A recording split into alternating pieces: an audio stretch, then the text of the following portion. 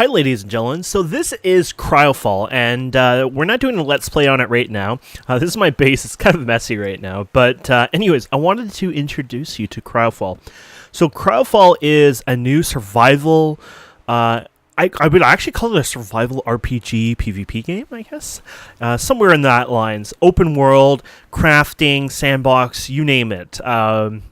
But there's a big difference between this and many, many of the survival games that you've seen in the past few years.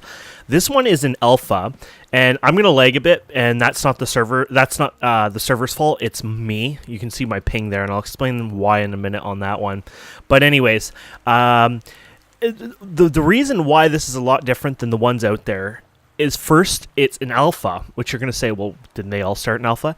Yes, but this one in alpha has more content, features, and polish than those released. So after beta, after release, this one still feels better than most of the ones I've played out there. So I think that's a big deal, and it's really awesome. The dev team is really cool. They've put a lot of effort into the game. They are very helpful. You can talk to them on Discord directly, report your bugs, things like that. Being wonderful community. And so we're on the North America server. There's two servers right now. The European one's like, kind of like more like crazy people. They destroy and raid everything. The North America one's a bit more settle. When you start in the game, you have a quest system, and basically you can check the completed quests, but you start from really basics, like how to gather fiber, twigs, and stone, build an axe, cut down a tree, make a toolbox, make a pickaxe. You go from there, and the quests are really well laid out. They work really awesome. The only one that made me laugh actually was craft a torch. It was like, after you've done all this, craft a torch. And it's like, but isn't the torch so basic? But besides that one made me laugh. That's just one of those things like, that you can see it's made out of twigs and fibers, so it probably should have been brought down lower on the list. Maybe originally they didn't even have a torch, but when you start the game now, you do start with a torch. So anyways, my base got raided. I had died and lost a bunch of stuff. That was ages ago. So when you progress through the game over time, you got your equipment, you got armor, you got all the slots. You actually have all these different protections, which is awesome. Even psi protection, I thought that was cool. That's kind of remind me of more like a cyberpunk kind of game in that sense. And I think that's what it is. It's like post-apoc kind of style game. I don't know what these are. I think these are like implants or something around those lines. I can't wait to see what those are over time. And then you got your crafting. Now, it says I have 9 of 9 recipes unlocked. That doesn't sound like a lot, but crafting is actually different in everything. So if you can check the campfire here and browse recipes, you can see I have 7 of 7. Campfire is just a basic, setup, right? And then you go to the workbench, I have 19 of 41. And you actually, over time, expand some of these recipes. Some of them seem to be based on just... once you've had the certain materials for it. A lot of them also seem to be just unlocked based on your technology screen. So if you go to the technology screen here and you can hit G, it's really awesome. Basically, it tells you got all your basic stuff: construction, cooking, farming, industrial, offensive, and defensive. So if you go into industry, you can see iron smelting, iron knife, iron tools, paper, oil lamp, glassworks, copper mace, things like that. And over time, you go to Tier 2, and you need to basically have the one before fully researched, and then you use 100 learning points. It goes to Tier 3, Tier 4. The Tier 4 looks really cool, 500. I'm sure they're going to add Tier 5, Tier 6, Tier 7 down the road, some really rare, smaller things, I'm hoping anyways. And you know what? It doesn't matter if they don't, because this is going to be the biggest thing. So after, I'll tell you the learning points and how they work. Basically, when you do different actions, it seems like when you get skill points, or skill EXP, your learning points increase a little bit faster. So there's 7 of 16 I've unlocked so far. But like building, literally you get skill points over time just building, if you can believe that.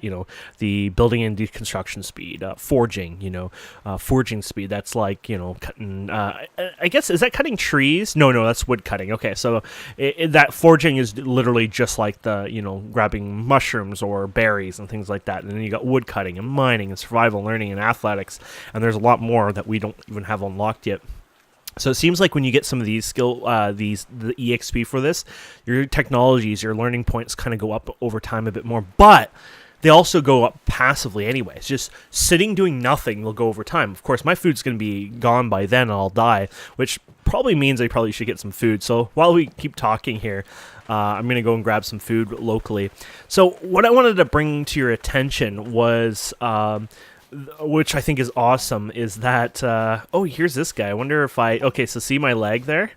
The lag I'm getting is not normal to the game. You have to realize I'm getting insane amount of ping, and I know it doesn't look crazy there, but that's because of my internet. I have ridiculous packet loss. So anyways, what I was trying to explain, though, was one of the reasons why this game is insane, you know, like it doesn't matter what the developers do, is because everything you see, everything I've shown you, everything we've done, everything you will hear about this game is considered a core mod. It's an actual sort of programmed as a mod in the game itself. Basically, this game, if you go into the game files, there's a zip file and it's like core something or whatever. That is literally the entire game is basically one mod, and then you can add your own mods, you can create your own mods, you can modify the core mod, you can do whatever you want. So for example, if I don't like how slow this furnace works, or the campfire, I can go in and actually reset the numbers and say I want it done in 1 second instead of maybe it's 5 seconds. It tells you actually here what things take. So the fuel lasts. You can change the fuel value as well, for example. So you can see this takes 30 seconds to craft the meat. But yeah, so you kind of get an idea that this game is going to be heavily awesome modded. Basically, people are gonna go to town on this thing. They're gonna you can make your own game. You can make a space shooting game. In fact, that they have another game where it was literally a space game. So somebody could evolve this just for fun, just randomly throwing this out there. You could be playing on this planet, blah, blah, blah, and one day your goal could be build a rocket, and then you're in space. And literally, you are actually in space, fighting and shooting and stuff like that. That's kind of like the scale of what you could do with the modding because of how open and how crazy it is. Like I said, pretty much everything you see here is part of the core mod. It is a mod. But anyway, so the game goes on and on. You build your buildings. You build a land claim. You can see it claims this area.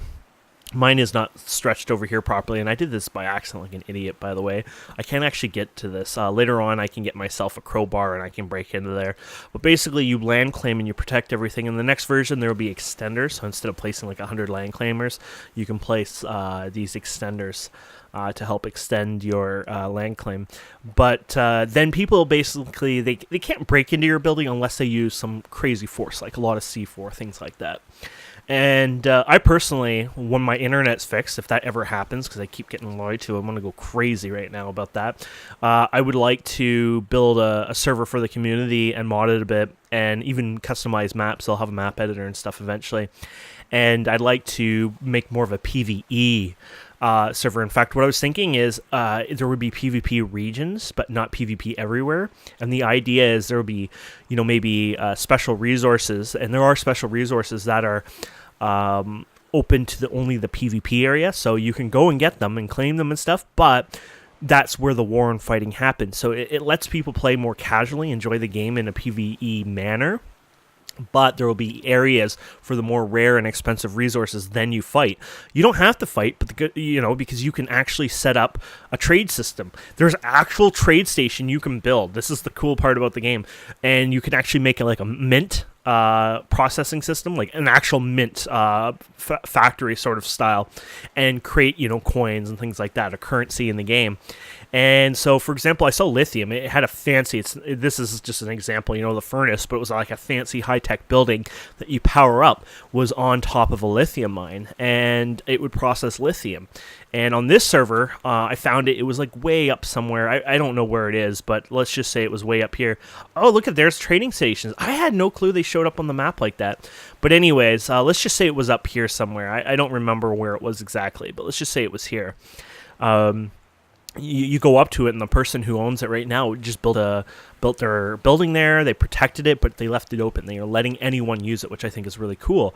Another clan might say, hey, no, we want to control it. We want it to be ours, and we want to be, the victors here. So another clan might move in, wall it up, take it out, and take it for their own. And then so the server will have to work together. Do we keep it open for everyone else? Does another big clan come and take it out for their own interests? Things like that. So yeah, the PvP is very big and part of the game.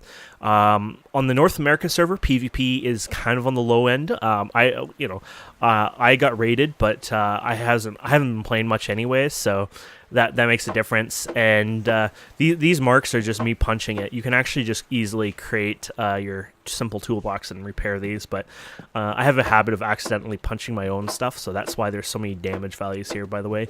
So the game doesn't usually look this horrible.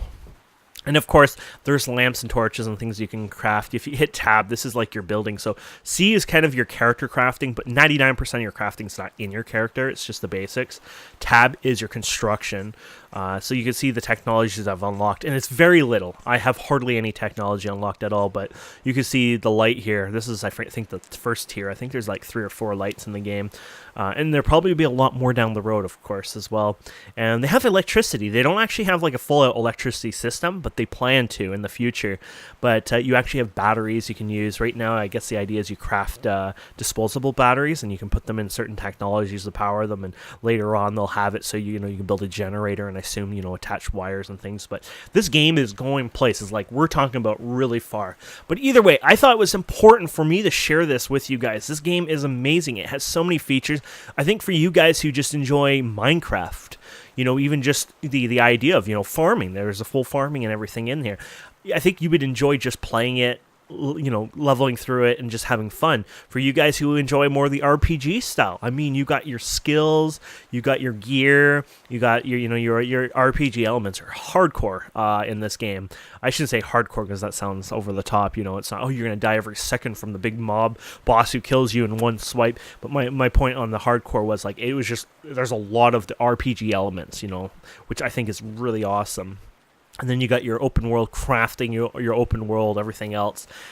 There's just so much to this game. It's really awesome, and I think a lot of people will find this a really enjoyable game. Here's the kicker about the game.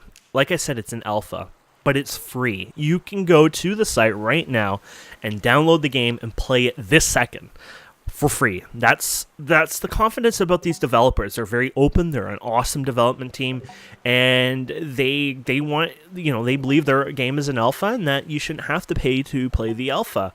And so you can go and download it. Of course, you can contribute and buy it now, which I do recommend. If you like it, do it, because you're helping the developers, and probably the price might go up over time. I don't know how they're working on that, but it's a big deal. I'm actually dying because I have no food.